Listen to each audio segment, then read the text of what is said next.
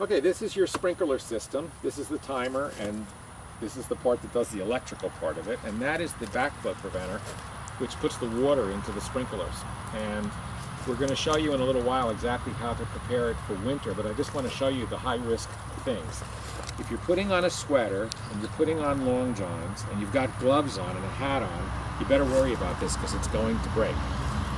This is a plastic piece, and this is a one-way valve that keeps the irrigation water from going into your drinking water. And this valve, if it freezes, cracks the plastic, and it's about $100 to $150 to replace the piece. So what you want to do is, if you're dressed warm and you hear it's going to be freezing, you want to follow the directions we're about to give you on how to preserve your sprinkler system, which is actually quite easy. This is the controller for your sprinklers, and you'll notice the handle is in line with the run position. For winterizing, what you want to do is turn the handle to the system off position.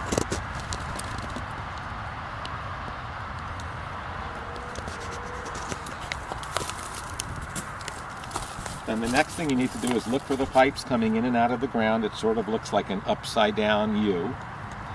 And what you don't want to do is turn this valve or this valve. You don't want to mess at all with those. What you want to do first is turn the water off, and that's usually in a box with a green cover. You may have to move some of your chips or a little bit of dirt to find it, but it's usually there. Be careful putting your finger in. Sometimes there are insects inside. And what you'll see in the box is a valve. When the handle lines up with the pipe, that means it's on. So this was irrigating for the summer. What I'm going to do is turn it off. And now you'll know the handle is perpendicular to the pipe. That's all you need to do there. The next thing you have to do, the easiest part, is there are 3 valves that you have to drain. And the idea is to get all the water out of here so when it freezes, it doesn't break it. The first one is this valve here. There's a screw going into the valve. You put a screwdriver in there and you gently turn it a quarter of a turn, and you'll notice water came out and it's dripping. But if the bottom valve is off, it will stop. The other valve is over here, and again you turn it a quarter of a turn, and the water's already out of there, so that was easy. Nothing came out. And the last thing you have to do is this valve drains this pipe so all the water's out of the top, and just like the one that was below, you turn it until it's straight. It's the reverse of this one. This one you turned off, this one you're turning on. The handle's in line with the pipe, and you saw the water come out, so it's totally drained. Now the key is when you put it back on, make sure you've got all the 3 valves off before you put it back on. This one has to be turned like this to be closed. Otherwise, when you turn it on, you will need a bathing suit.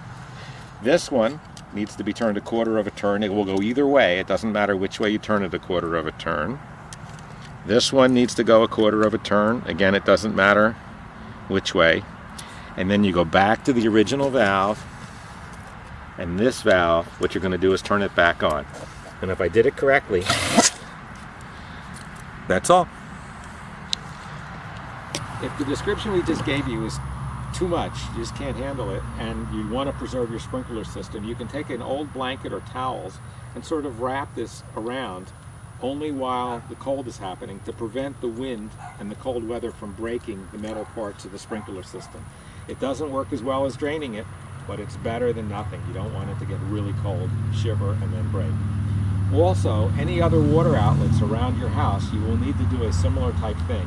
There are 2 hose bibs on your house, and what you need to do is disconnect your hose from the hose bib, and the reason for that is the water will freeze in those also and break your hose. And when you disconnect the hose from the hose bib, it drains the water out of the valve that comes out of your house and will prevent that also from breaking. So that's another good idea.